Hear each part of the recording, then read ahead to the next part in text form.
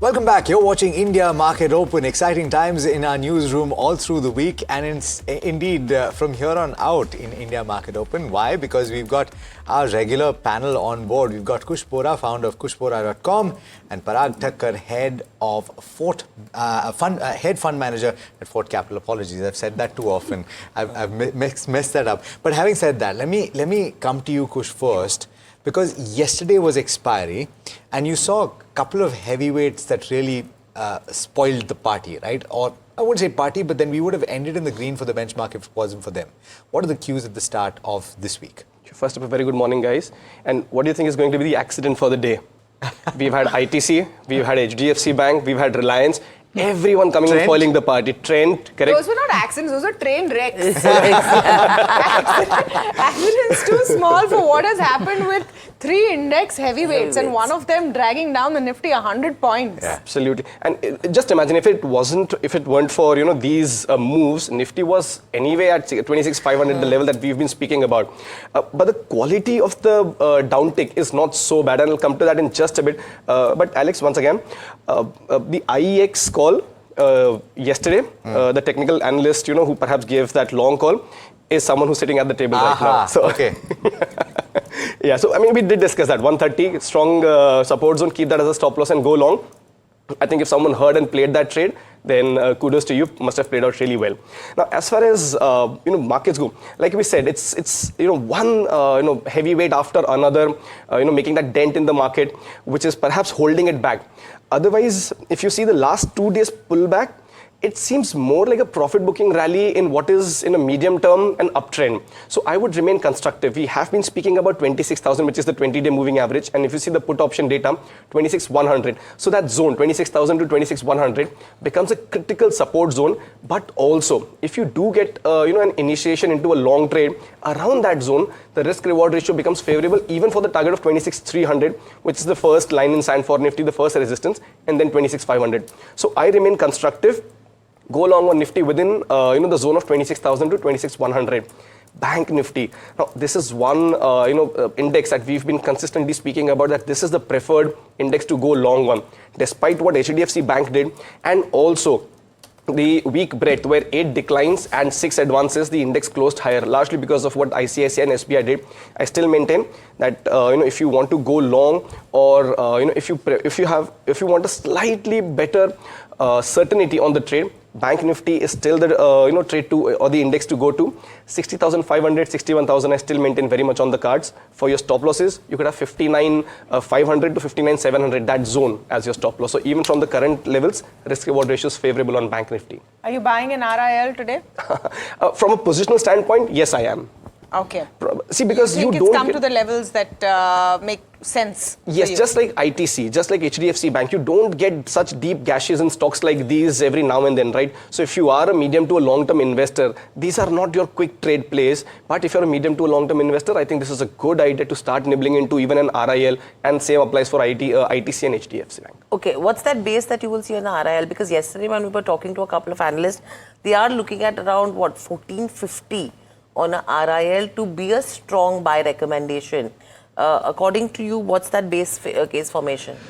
So look, 1500 itself is a good support zone. Now, the reason I'm saying we need to start nibbling into RIL and not go the whole hog and buy it today is because yesterday was the first big downside on the back of very big volumes. So yes, there could be some extension of that fall that could very much come about. 1450, in fact 1475 and 1500, that's the zone that I'm looking at.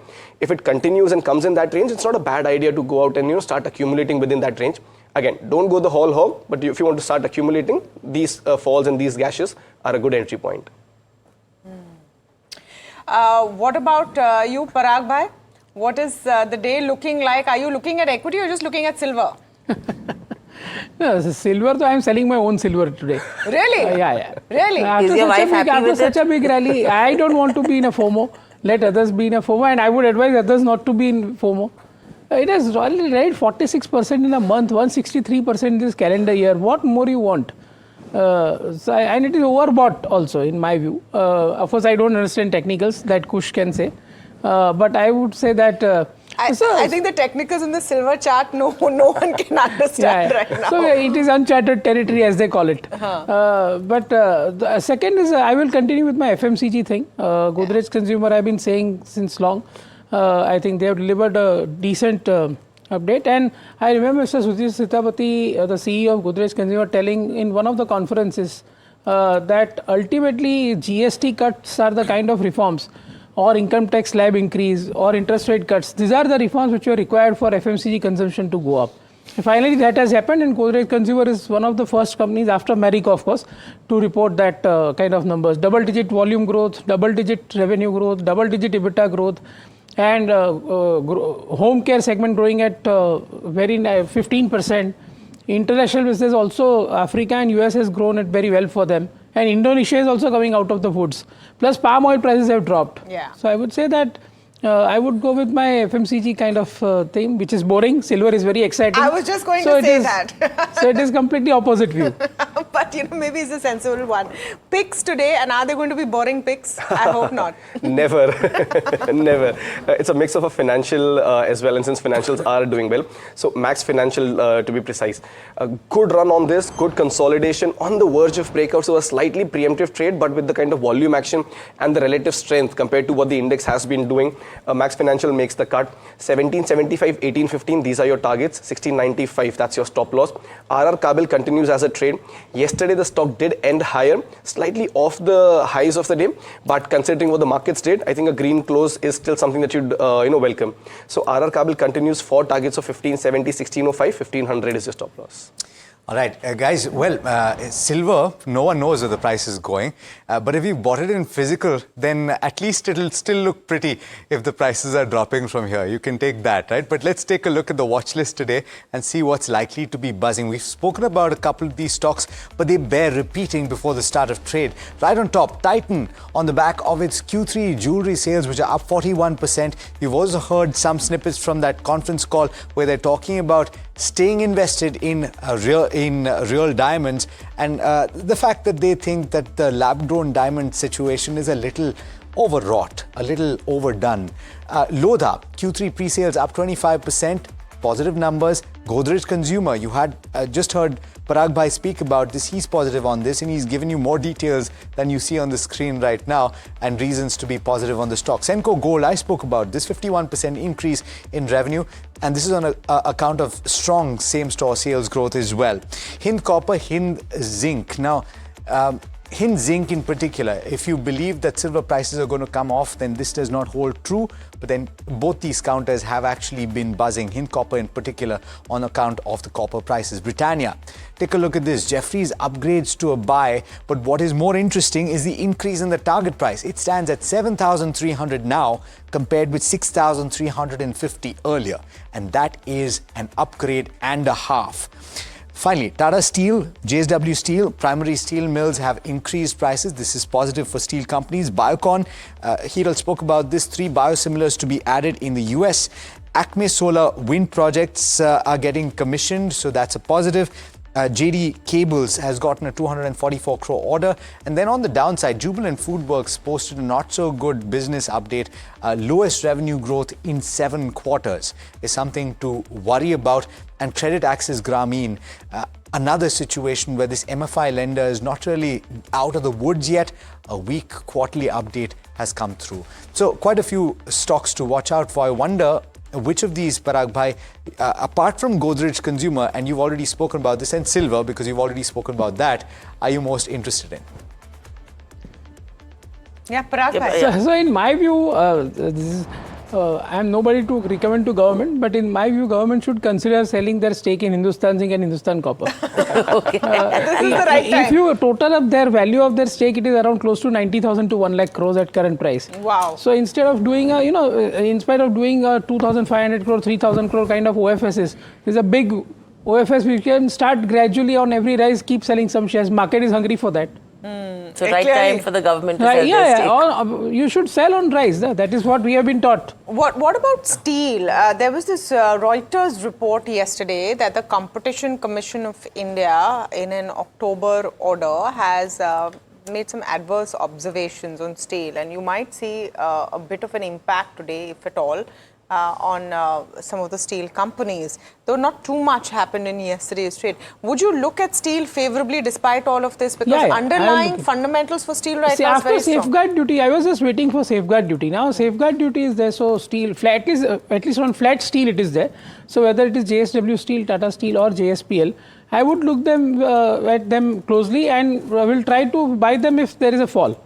I don't know whether there will be a fall, because today only there are reports of steel prices going up. Hikes have come in. Primary steel price hikes have come in. So you might actually see the reverse coming in. Would you look at any of these steel plays on the charts, Kush? So I agree on declines. The reason being that yes, a lot of these have had a good run, but that run has come on the back of gap up. So if you dial back the clock just a week, all of these stocks, because of that safeguard duty announcement, had a gap up. Now those gaps technically need to be filled before you can have a sustainable up move. So I will remain a little cautious. Volumes on Tata Steel in particular have been very exciting. So is the price action, but maybe on slight pullbacks close to the 177, 180 zone, the risk reward ratio will be favorable. The gap will be filled. And from there on, you could again hold it for the targets of 186 and 190 plus. So I remain constructive, but on mild pullbacks, these will make an exciting trade. Okay, so this is going to be an exciting trade. In fact, we've also highlighted the kind of impact that nickel prices could have on stainless steel companies in trade because of that 10% increase that it saw on LME in yesterday's session. So the space is going to be very interesting. But it's that time of the day where we talk about all the chatter from the dealing room. My colleague Samit Sarkar joins in with what he has. Samit, what are you picking up? Because, a lot of buzz coming in, a lot of individual stocks that have been making moves. Yes, a lot of individual stocks that have been making move, and dealers are focusing on stock-specific action. Couple of stocks that dealers have highlighted. Firstly is ICICI Bank and Persistent System. Now there are buy flows is what dealers have indicated on the large HNI desk, and this is largely because for both these counters, a strong Q3 is something that is expected. So it's a result play that we are seeing in when it comes to ICICI Bank and Persistent. For multiple stocks, that is Reliance Industries, Eternal, Adani Ports, SRF and HDFC Bank. All these counters were under pressure in trade yesterday, and what dealers have highlighted is that a large FII was a common seller in all these counters yesterday in trade. For Northern Arc, there are buy flows on PMS desk. Dealers are expecting that the Q3 would be quite strong for this for this counter as well. For Bliss GVS Pharma, there are buy flows on the large HNI desk, and dealers are expecting a positive corporate development to be announced anytime soon when it comes to Bliss GVS. In fact, they're expecting that there could be the company could be taken over by another listed entity anytime soon. So keep an eye out for Bliss GVS Pharma. There could be an acquisition by another listed entity is what dealers have highlighted. For Orient Pro Solution, there are buy flows, and this is largely on expectation of a large order win that could come in for Orient Pro Solutions. And a couple of names that we highlighted earlier was Titan and Kalyan Jewellers. On January 1st, we did indicate that there are strong buy flows on expectations of strong Q3 update, and that is what has come in for both these names. Titan has seen Titan and Kalyan both have seen 40% plus growth for Q3. And when it comes to Britannia, we did highlight yesterday that there are buy flows on institutional desk, and dealers were expecting some positive news flow. And today Jefferies has upgraded its rating and has also hiked the target price on Britannia Industries. Okay, Britannia also in focus. There's a Jefferies note actually today which has upgraded it to a buy from a hold and hiked the target price to 7,300 from 6,350. Britannia, any thoughts, Kush? Britannia and HUL, let me add both. So not Hindustan Lever as much. Britannia, yes, it's on the cusp of a breakout. So 6150, that's the range, and it's respected that range for the last three and a half months. Once that range is taken out, it could continue, and it'll also have the tailwind of what Parag Bhai has been speaking about, that the FMCG sector is going to benefit in the coming quarter. But look at the Tata Consumer. That's the stock that we've been discussing. Even the price action on this one yesterday, fabulous. So if I were to pick something, I would still go with a Tata Consumer. Hindustan Lever is making that run up, but 200-day moving average resistance, a few supply zones, on the way up. So I would wait on Hindustan Unilever. But Tata Consumer, again, mind you, if you're thinking that the stock hasn't really not run as much, it didn't even correct as much the rest of the pack. So there is definitely strength, and now it will gain from here on. So Tata Consumer is a stock in this pack. No, and it's very interesting when Parag Bhai is listening to some of these recommendations. There is a deep nod and a you're nodding so to Tata for Tata Consumer. Yeah, so basically, I'll share. I have a lot of FMCG stocks in my portfolio, starting from Godrej Consumer, Tata Consumer, HUL, Marico, Pidilite. So I have a lot of FMCG. So I'm betting big on this theme. And I know it is absolutely contra and against what market likes, but I like to play these quality stocks when the earnings are at the bottom. And have they hit the bottom? So earnings, clearly, Godrej Consumer has told you double-digit EBITDA growth. Tata Consumer is going to tell you. See, a lot of these guys have, first of all, some volume uptick has come, as Godrej Consumer has said, due to this, whatever disposable income going up in the hands of people due to GST cuts and all. And there are margin benefits also. For example, palm oil prices are correcting, copra oil prices are corrected for Marico, for Tata Consumer, tea prices have corrected. But Parag Bhai, in second quarter and post the results, we saw some of these margin improvements take place, right? But the volume was still the concern. You're saying that because there is an uptick in volume, there was a volume concern because there was destocking also, no? Sure. Because there are many items of FMCG where, for example, Imami, 93% of their portfolio is now with 5% GST. So the dealers might have destocked in Q2, which they'll restock in Q3. Got it. But then what about the urban and the rural divide? Because that anticipated urban recovery that everyone is expecting is still, the commentary is still saying that it's only at the cusp of start. It's not so come there and it's taken quite some time. Would you still be a buyer of FMCG? That is why I'm saying FMCG is my first choice. Trend or those kind of urban themes that I'm now trying to look at where I can see value. And of course, as I said yesterday, Trent is in my radar. Let's see. Up till now, I have not acted on it, but I'm... Titan? After the... So Titan again has rallied a lot. So it is not in my... it is 54 times FY28 earnings, and that is okay. But I think, and the recent... the excellent business update which we are seeing is also because of steep increase in gold price. Gold prices, Correct. yes. Correct. 65% on Yeah. It is more of the pricing than maybe... So between, it is all both Tata Group companies, both blue chip companies, both superb companies. But between Trent and Titan, definitely my choice, I would say tilt will be towards Trent, which has fallen. Titan is actually making all-time highs. That's interesting. Trent versus Titan. Parag Bhai is choosing Trent because but I have fallen. not acted on it. Let us be... That's okay. FMCG I have acted. Trent versus Titan. Kush? Philosophically, where Parag Bhai and I differ is this. He's a contrarian buyer and I go with strength. So, in fact, I'm glad you asked him about trend. Varna main offline पूछ लेता इनको क्या लग रहा है Titan. No, offline क्यों? Everything is for our viewers. No, I mean, if the conversation didn't come up, because I prefer Titan. Good momentum, good volume action, good price action. Risk reward ratio thoda skew ho sakta hai just because it's now close to overheated territories but not there yet. But in this kind of momentum, it could well get there. So I prefer Titan. Agar momentum play karna hai from a near-term perspective, Titan looks good. So in short term, definitely, of course, Titan has shown such an excellent business update. There'll be upgrades also. You've already chosen now. You've already chosen Trent. No, I have chosen. I'm very clear. So it will go up, but it's okay. So, but I cannot buy it. Again, fair enough. My basic DNA. Absolutely. And if you listen to Kush as well, he's very uncomfortable with the idea of averaging on the downside. He keeps telling you that you've hit that bottom, it starts moving up on the charts. Remember, this is on the charts. Parag Bhai is talking about fundamentals and valuations. But we get you all of the perspectives right here on India Market Open and on NDTV Profit.